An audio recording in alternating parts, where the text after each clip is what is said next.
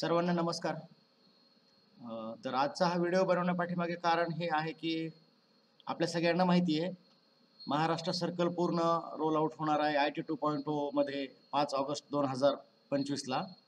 तर तत्पूर्वी आपल्याला काही कामं करायची आहेत, म्हणजे काही ॲक्टिव्हिटीज करायच्या आहेत, प्री रोल आउट ॲक्टिव्हिटी. मग त्या ॲक्टिव्हिटी काय आहेत नेमक्या?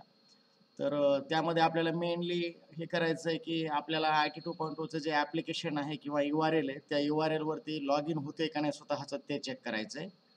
आणि डिव्हिजन ऑफिसने प्रत्येक जे HO आहे किंवा सब ऑफिस आहे तिथे जे इन्चार्ज आहेत म्हणजे पोस्ट मास्टर किंवा SPM असतील, तर त्यांना रोल दिलेले आहेत हेड ऑफ द ऑफिसचे. म्हणजे त्या पर्टिक्युलर युनिटसाठी किंवा त्या ऑफिससाठी हेड ऑफ द ऑफिस किंवा त्या ऑफिसचे इन्चार्ज कोण आहेत. तर आता पुढे ॲज अ पोस्ट मास्टर म्हणून किंवा SPM म्हणून सिंगल हँडेड असो किंवा कुठलंही, आपलं पुढे एक काम आहे की आपलं स्वतःचं लॉग इन होतंय का ते चेक करायचंय. त्याचबरोबर स्वतःला ज्या गोष्टी किंवा जे ऑप्शन्स लागणार आहेत काम करण्यासाठी ते पूर्ण दिसताय का, आणि जे आपले सबऑर्डिनेट आहेत म्हणजे आपल्या ऑफिसमध्ये आपल्या अंडर जेवढे काही GDS, पोस्टमन, MTS, PAs असतील, त्यांना आपल्याला ॲप्रोप्रिएट रोल द्यायचे. तर ते रोल कोणते द्यायचे, कसे द्यायचे ह्याबद्दल एक एक्सेल फाईल रोल मास्टर नावाची डिव्हिजन ऑफिसवरून सर्क्युलेट झालेली आहे. तर आता आपण लॉग इन करूया सरळ सरळ की लॉग इन कसं करायचं. त्यासाठी तुमच्या सगळ्यांना माहिती आहे, वेबसाईट जी आहे ती आहे app.indiapost.gov.in/employee-portal/home. तर या वेबसाईटला तुम्ही लॉग इन करायचंय आपल्या आपल्या ID ने, आणि पासवर्ड डिव्हिजन ऑफिसनं प्रोव्हाइड केलेले आहेत. ते पासवर्ड चेंज करून तुम्ही जो काही बदललेला असेल त्या पासवर्डने आपल्याला लॉग इन करायचं आहे.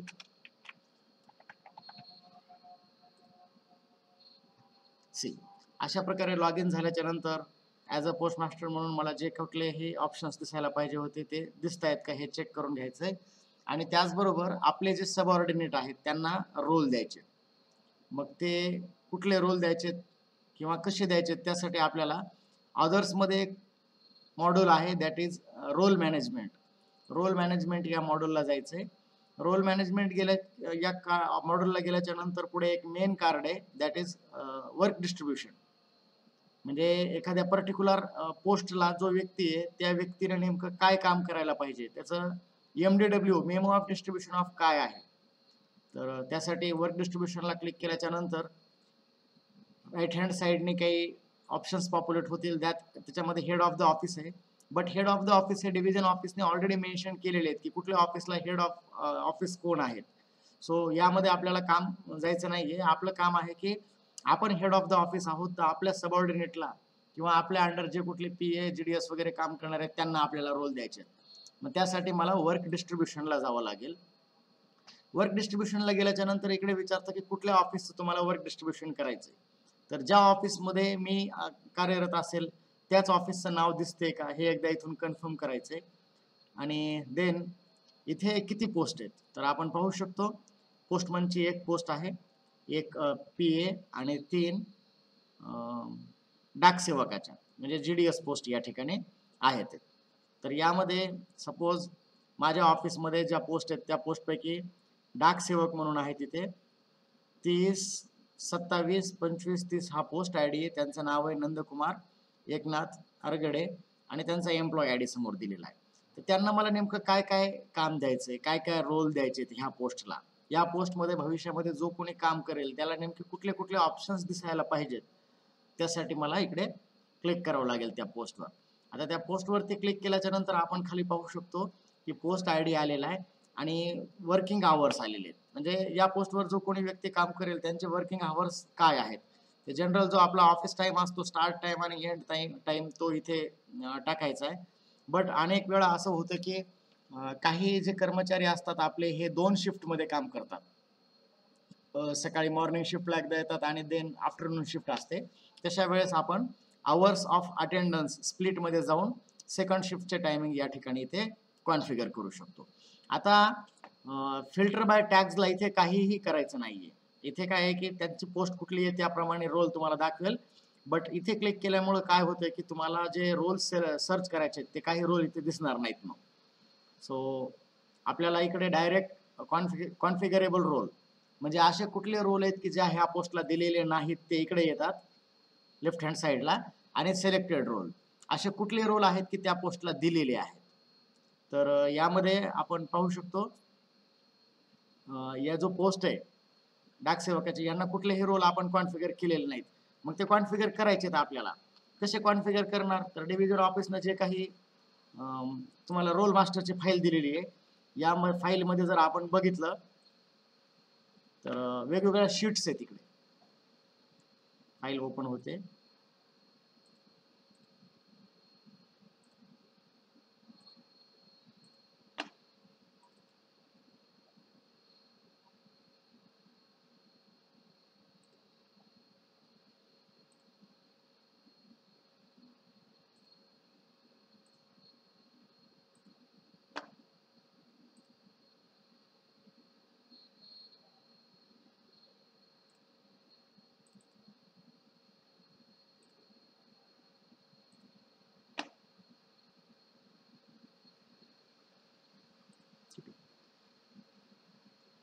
तर जे रोल सपोज आता हे जे जीडीएस असतील हे नेमकं काय काम करणार आहेत? सपोज हे पोस्टमन म्हणून काम करत असतील तर आपण इकडे कॉन्फिगरेबल रोल्स मध्ये सर्च करू शकतो वेगवेगळे रोल्स कुठले आहेत. तर मग यामध्ये फॉर एक्झाम्पल एखादा पीए आपल्या इकडे आणि ते जर डिलिव्हरी ब्रँचचं काम करणार असतील तर त्यांच्यासाठी रोल आहे पोस्टमन अँड डिलिव्हरी मॅनेजमेंट मॉडेलमध्ये डिलिव्हरी ऑपरेटर. जर पोस्टमन असतील ते पोस्टमन म्हणून काम करत असतील तर त्यांना तिथे रोल द्यायचा आहे पोस्टमन अँड डिलिव्हरी मॅनेजमेंटमध्ये डिलिव्हरी एजंट पोस्टमन, हे स्वतः पोस्टमन म्हणून काम करणार आहेत. किंवा जर मेल ब्रँचचे सुपरवायझर म्हणून काम पाहणार असतील तर त्यांना आपल्याला रोल द्यायचा इकडे पोस्टमन अँड डिलिव्हरी मॅनेजमेंटमध्ये डिलिव्हरी सुपरवायझर. सो अशा प्रकारे वन बाय वन तुम्हाला रोल सिलेक्ट करावे लागतील. आता यामध्ये ऍक्च्युअल मी काय करतो की इकडे जे पोस्टमन आहेत आपले त्यांचं डेझिग्नेशन सिलेक्ट करतो.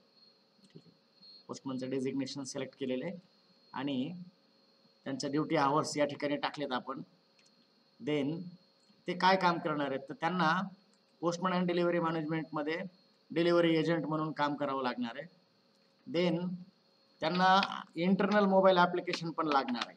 सो इंटरनल मोबाईल ॲप्लिकेशनमध्ये जर त्यांना लेटर बॉक्स क्लिअरन्स करायचा असेल तर इंटरनल मोबाईल ॲप्लिकेशनमध्ये लेटर बॉक्सचा हा देखील रोल द्यावा लागेल.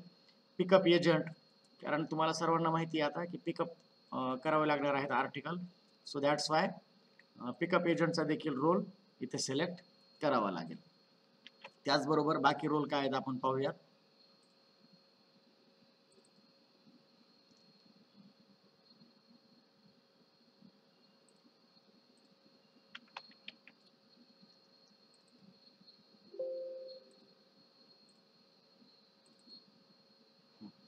सी इकडे डिव्हिजन ऑफिसमध्ये काय रोल असावेत, एचओ मध्ये काय असावेत, सब डिव्हिजन मध्ये काय असावेत, सब ऑफिसमध्ये शीट्स आहेत.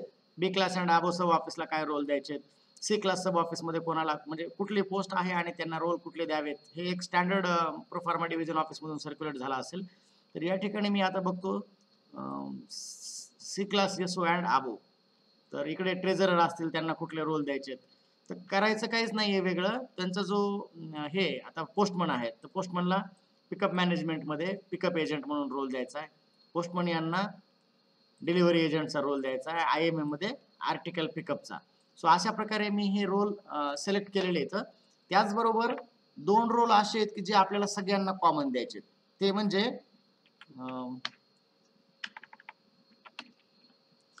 एक्झिट मॅनेजमेंट मॉड्यूलमध्ये एम्प्लॉई सेल्फ सर्व्हिस रोल. कारण मग ते कुठलेही एम्प्लॉई असो त्यांना स्वतः सेल्फ सर्व्हिस हा टॅब ऍक्सेस करावाच लागेल. त्यांना लिव्हसाठी अप्लाय करावं लागेल, लिव्ह एक्सटेंड करावं लागेल, पर्सनल इन्फॉर्मेशन बघायची, सर्व्हिस बुक बघायचे. त्यासाठी हा रोल इम्पॉर्टंट आहे. एक्झिट मॅनेजमेंटमध्ये एम्प्लॉई सेल्फ सर्व्हिस हा प्रत्येकाला कॉमन रोल द्यायचा आहे. आणि त्याचबरोबर दुसरा एक कॉमन रोल आहे तो म्हणजे tracking user, track and trace model मधला ट्रॅकिंग युजर. कारण मग ते पोस्टमन असो, MTS असो, PA, SPM सगळ्यांना आर्टिकल किंवा बॅग ह्या ट्रॅक कराव्याच लागतात. एखाद्या वेळेस आपल्याकडे जर कोणी कस्टमर आले आणि त्यांनी जर म्हटलं बाबा हे आर्टिकलचं स्टेटस ट्रॅक करा, सो त्यांना ट्रॅकिंगची पॉवर्स पाहिजे. त्याच्यामुळे ट्रॅकिंग युजर आणि एक्झिट मॅनेजमेंटमध्ये एम्प्लॉई सेल्फ सर्व्हिस हे दोन रोल कॉमन द्यायचे. बाकीचे रोल्स जे आहेत ते एक्सेल शीट प्रमाणे देऊयात. आणि शेवटी सेव्ह म्हणायचे. सेव्ह म्हणल्यानंतर असा मेसेज येतो, MDW म्हणजे memo of distribution of work saved successfully या पोस्टसाठी. अशा प्रकारे आपले जेवढे काही सबऑर्डिनेट असतील आपल्या ऑफिसमध्ये त्यांचं आपल्याला लॉग इन करून त्यांना वेगवेगळे रोल द्यायचे आणि त्यांना देखील एकदा त्यांचं लॉग इन होतंय का ते चेक करायला लावायचंय. बट हे त्यांचं लॉग इन होतंय की नाही हे इमिजिएटली चेक नाही केलं तरी चालेल. ते T+5 जेव्हा रोल आउट असेल त्याच्या 4-5 दिवस अगोदर केलं तरी चालेल. But as a office in charge आपल्याला आपलं लॉग इन करून रोल मॅनेजमेंटमध्ये परत एकदा सांगतो, रोल मॅनेजमेंटमध्ये वर्क डिस्ट्रीब्युशन सब ऑप्शनमध्ये ऑफिस सिलेक्ट करून ज्या काही वेगवेगळ्या पोस्ट येत आहेत त्यांना रोल कॉन्फिगर करायचे. आता यामध्ये विशेष करून मला हे सांगायचं आहे आणखी की आपण काय करू की ज्या पोस्ट फिल्ड आहेत तिथंच फक्त रोल देऊ, पण असं नका करू. ज्या पोस्ट व्हॅकंट आहेत त्या पण पोस्टला रोल द्या. त्या पोस्ट कशाची आहे, पोस्टमनची असेल तर पोस्टमनची, MTSची असेल तर MTS प्रमाणे, PAचा असेल तर PA, सुपरवायझर असतील तर सुपरवायझर. कारण आज जरीही ती पोस्ट व्हॅकंट असली तर भविष्यामध्ये त्या पोस्टवर कोणी ना कोणी काम करणार आहे आणि तो तिथे जो कोणी काम करणार असेल तर त्यांना नंतर ते ऑप्शन्स ऑटोमॅटिकली दिसतील. तर आपण हे कुठल्या युजरला रोल देत नाहीयेत, त्या पोस्ट आयडीला द्यायला लागलो. त्यामुळे प्रत्येक पोस्ट आयडी मग ती व्हॅकंट असेल तरी देखील त्यांना रोल द्यायचे. ॲज अ SPM एवढं आपल्याला टास्क करणं आहे. त्यानंतर पुढचं जे टास्क आहे ते टास्क आपलं आहे त्यामध्ये प्रत्येक BOचं कॅश बॅलन्स टॅली आहे का हे चेक करायचं आहे. त्याचबरोबर स्टॅम्प बॅलन्स टॅली आहे का. मग स्टॅम्प बॅलन्स मध्ये माहिती आहे तुम्हाला MB51 MB52 मध्ये आपण पाहतो आणि जर त्यामध्ये काही तफावत असेल तर SO मधून BO ला द्यायला किंवा BO मधून SO ला वापस घेण्यासाठी मिगू कमांड आहे. त्याचे अनेक वेगवेगळे व्हिडिओज आहेत, त्याची पण लिंक तुम्हाला या चॅनलवर भेटेल.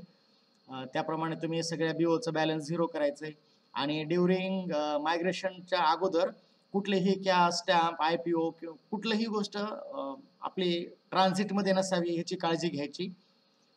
तर ट्रान्झिटमध्ये नसावी एक. त्याचबरोबर EMO COD किंवा अकाउंटेबल आर्टिकल जे काही SO मध्ये किंवा BO मध्ये आहेत ते सॅप मध्ये प्रॉपरली टॅली पाहिजे. नाही तर असं व्हायला नको की आपल्याकडे फिजिकली आर्टिकल फक्त EMO 10च आहेत आणि सॅप मध्ये 5-50 एक्स्ट्राच्या दाखवते. तर अशा EMO जशाला तशा IT 2.0 ला तुमच्या मायग्रेट होतील आणि ते अननेसेसरीली IT 2.0 मॉड्यूल मध्ये पेंडिंग मध्ये पडून राहतील.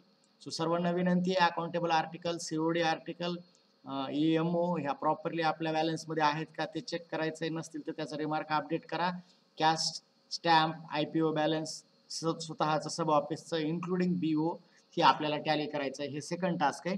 सगळ्यात पहिलं सबऑर्डिनेटला रोल द्यायचे, देन BO आणि सब ऑफिसचं cash stamp balance IPO balance accountable कुठलेही जे आर्टिकल असतात त्या सगळ्यांचं बॅलन्स जे आहे हे टॅली करून घ्यायचंय जेणेकरून IT 2.0 मध्ये अननेसेसरी डेटा रोल आउट होणार नाही. आणि तिसरं एक टास्क ह्याच्यामध्ये महत्वाचं ते म्हणजे की आपल्या ऑफिसच्या डिलिव्हरी ज्युरिस्डिक्शन मध्ये आपल्याला माहिती आहे काही काही ऑफिसेस किंवा एखादं मोठं कंपनी असेल, प्रायव्हेट कंपनी असू शकते किंवा सरकारी ऑफिस असू शकतं, यांच्याकडे जर अनेक पत्र येत असतील त्यांच्या नावे तर अशा ऑफिसेसचा आपल्याला बल्क ॲड्रेस किंवा बल्क पे क्रिएट करून घ्यायचा. जर एखाद्या ऑफिसच्या नावाने किंवा संस्थांच्या नावाने जर खूप साऱ्या मनी ऑर्डर येत असतील तर अशा संस्थांना किंवा ऑफिसला बल्क पेई म्हणून रजिस्टर करायचंय. आणि जर एखाद्या ऑफिसच्या नावे अनेक पत्र येत असतील बल्कमध्ये नेहमीच तर अशा ऑफिसला बल्क ॲड्रेस क्रिएट करून घ्यायचंय. तर ही टास्क रोल आउटच्या अगोदरच करावं असं नाही, रोल आउट नंतरही होऊ शकतं, बट सध्या आपण केलं तर सोयीस्कर राहील. मग ते कसं करायचंय, ते बल्क ॲड्रेस क्रिएट करण्यासाठी हे आपल्या लेवलला क्रिएट होत नाही तर ते डिव्हिजन ऑफिसच्या ID मधून आपल्याला बल्क ॲड्रेस किंवा बल्क पे क्रिएट करावा लागतो. मग बल्क ॲड्रेस किंवा बल्क पे जर क्रिएट करायचा असेल तर त्यासाठी कुठल्या गोष्टी आपल्याला डिव्हिजन ऑफिसला प्रोव्हाइड कराव्या लागतात. कारण डिव्हिजन ऑफिसला माहित नाहीये की माझ्या सब ऑफिस अंतर्गत किंवा माझ्या HO अंतर्गत किती बल्क ॲड्रेस मला पाहिजे. हे बल्क ॲड्रेस तुम्ही क्रिएट केलं तर सहजासहजी आर्टिकल आणि सिंगल त्यांचे डिलिव्हरी स्लिप निघेल. तर ह्यासाठी इन्फॉर्मेशन कुठली कुठली लागते हे एकदा पाहूयात आपण. बल्क ॲड्रेस क्रिएट करायचा असेल तर एकदा कुठले कुठले टॅब लागतात ते फक्त दाखवून देतो मी.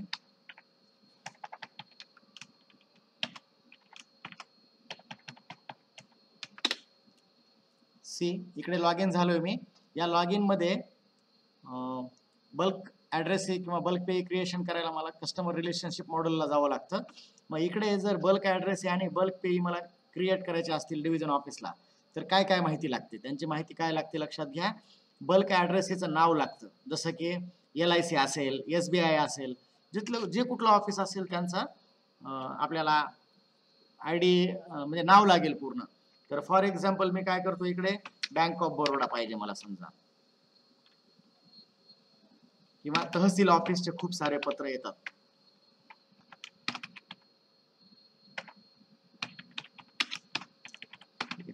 तहसील ऑफिसचं कोणी कॉन्टॅक्ट पर्सन असतील तिकडले तर तिथले रिसिट अँड डिस्पॅच क्लर्क वगैरे असतील, त्यांचं नाव सपोज त्या ठिकाणी मिस्टर राकेश आहेत असं आपण गृहीत धरू, ही इन्फॉर्मेशन लागेल.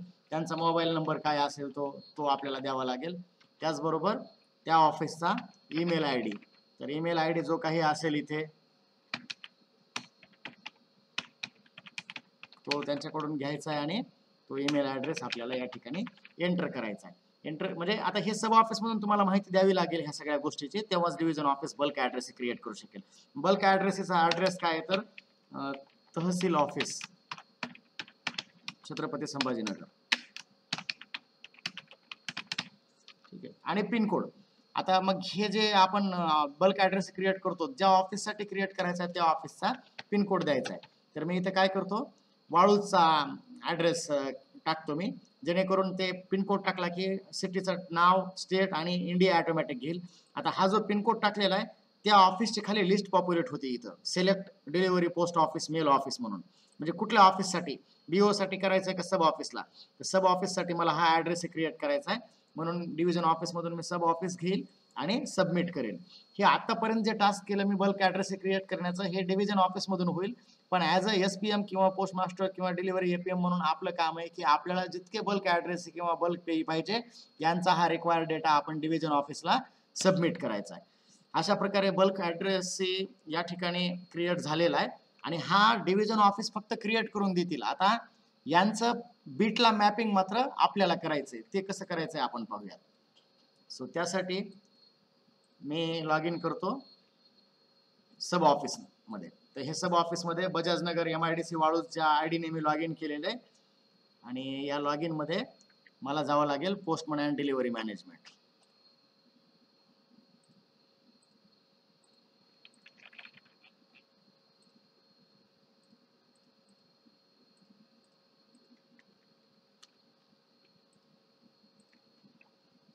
सगळ्यात पहिले तर मी शिफ्ट बिगिन करून घेतो आजचा डिलिव्हरी सेक्शनचा किंवा पोस्टमन अँड डिलिव्हरी मॅनेजमेंटचा शिफ्ट बिगिन झालाय. शिफ्ट बिगिन झाल्याच्या नंतर आपल्याला इथे ऑप्शन दिसेल बघा, डिलिव्हरी अँड पोस्टमन मॅनेजमेंट मध्ये बल्क ॲड्रेस ही बल्क पेई मॅपिंग. डिव्हिजन ऑफिसने जे बल्क ॲड्रेस किंवा बल्क पेई मॅप केलेले आहेत आपल्याला दिलेले आहेत, त्यांचं आपल्याला बीट मॅपिंग करायचंय. बीट मॅपिंगला गेल्याच्या नंतर कस्टमर टाईप बल्क ॲड्रेस आहे का बल्क पेई, तर बल्क ॲड्रेस जे मॅप करायचे राहिलेले असतील आपले ते दिसतील बघा, जसं बँक ऑफ बडोदा आहे, कलेक्टर ऑफिस आहे किंवा तहसील ऑफिस आहे. मग तहसील ऑफिस घेतलं, या ठिकाणी फक्त आपल्याला सिलेक्ट करायचं आहे की आपल्या डिलिव्हरीची बॅच कुठली आहे आणि हे तहसील ऑफिस कोणत्या बीटला येते, तर बीट नंबर 5 ला येते. सेव्ह डिटेल्स करा, झालं बघा, selected bulk customer is mapped successfully. अशा प्रकारे आपल्याला जेवढे काही बल्क ॲड्रेस पाहिजे तेवढ्याचे बल्क ॲड्रेस डाटा डिव्हिजन ऑफिसला द्या आणि दिल्यानंतर डिव्हिजन ऑफिसवरून ते बल्क ॲड्रेस क्रिएट झाल्यानंतर इथून ते बल्क ॲड्रेस नेमकं कुठल्या बीटला मॅप आहेत त्याची मॅपिंग करावं लागेल बल्क कस्टमर मॅपिंगमध्ये, पोस्टमन अँड डिलिव्हरी मॅनेजमेंटमध्ये. बल्क ॲड्रेस ही बल्क पेई मॅपिंग या टॅबमध्ये. आता याचबरोबर आपल्याला दुसरं एक काम करायचं आहे, ते म्हणजे की आपल्या इथे किती बीट आणि किती बॅचेस आहेत डिलिव्हरीच्या. तर मला असं वाटत नाही की इकडे छोटे छोटे आपले म्हणजे मोठ्या ऑफिसेस मेट्रो सिटीजने फक्त डिलिव्हरीच्या 2 बॅचेस असतील, सगळ्या ऑफिसला एकच बॅच आहे. तर मला बॅच क्रिएट करण्यासाठी पोस्टमनच्या या ऑप्शनला जावं लागेल, batch beat management. Batch beat मॅनेजमेंटला गेल्यानंतर 2 ऑप्शन आहे तिथं, batch management, beat management. Batch management वरून लक्षात येऊ शकतो आपण की आपण वेगवेगळ्या बॅचेस क्रिएट करू शकतो डिलिव्हरी सेक्शनच्या. सो बॅच मॅनेजमेंटला गेल्याच्या नंतर इकडे बघा, जुन्या बॅचेस पाहण्यासाठी व्ह्यू मॉडिफायला जाऊ शकतो. नवीन बॅच क्रिएट करायची असेल तर क्रिएटला क्लिक करावं लागेल. मग कुठल्या ऑफिससाठी क्रिएट करायची, बजाजनगर वाळूज. बॅच किती, बॅच 1. तर या बॅचचा आपल्याला टाइम टाकावा लागेल, ही बॅच ऍक्च्युअल किती ते किती काम करते.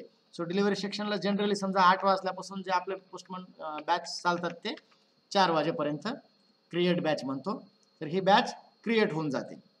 अशा प्रकारे बॅच क्रिएट झाल्याच्या नंतर एकच बॅच असेल, त्यानंतर मला जावं लागेल बीट क्रिएशनला.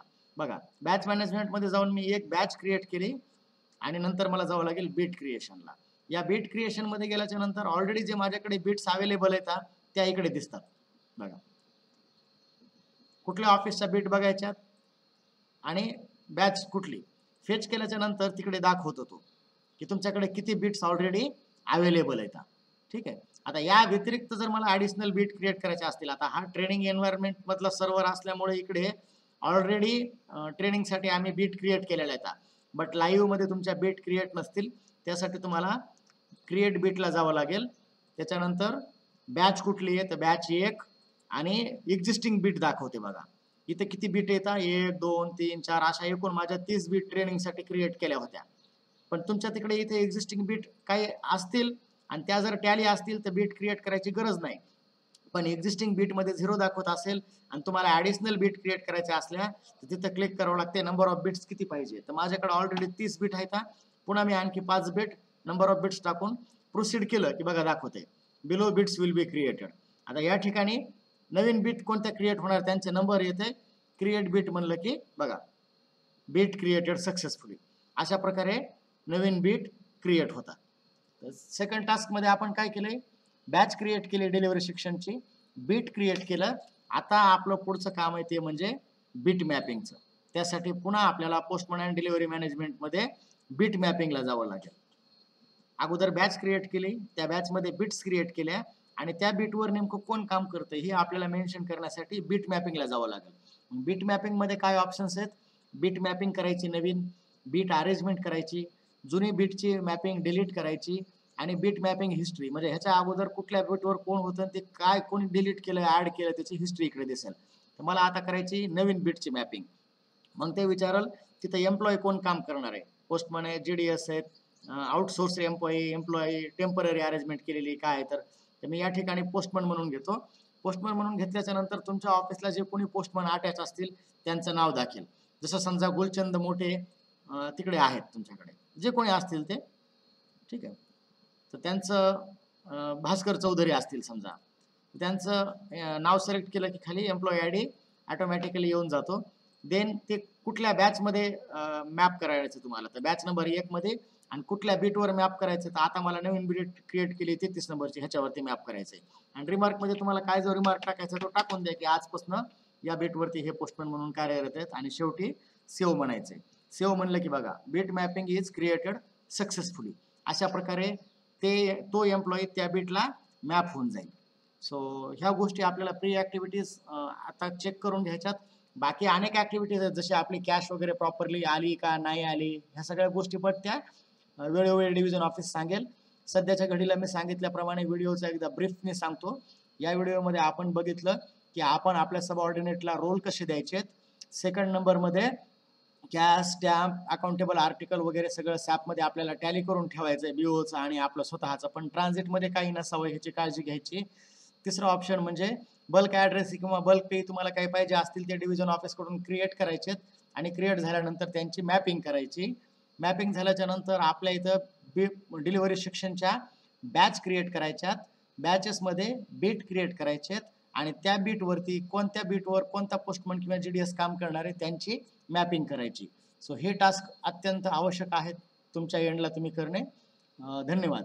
या व्यतिरिक्त कोणाला काही अडचण असेल तर माझा कॉन्टॅक्ट नंबर आहेच आहे, तुम्ही कॉल मेसेज टाकू शकता मला काही अडचणी असतील तर.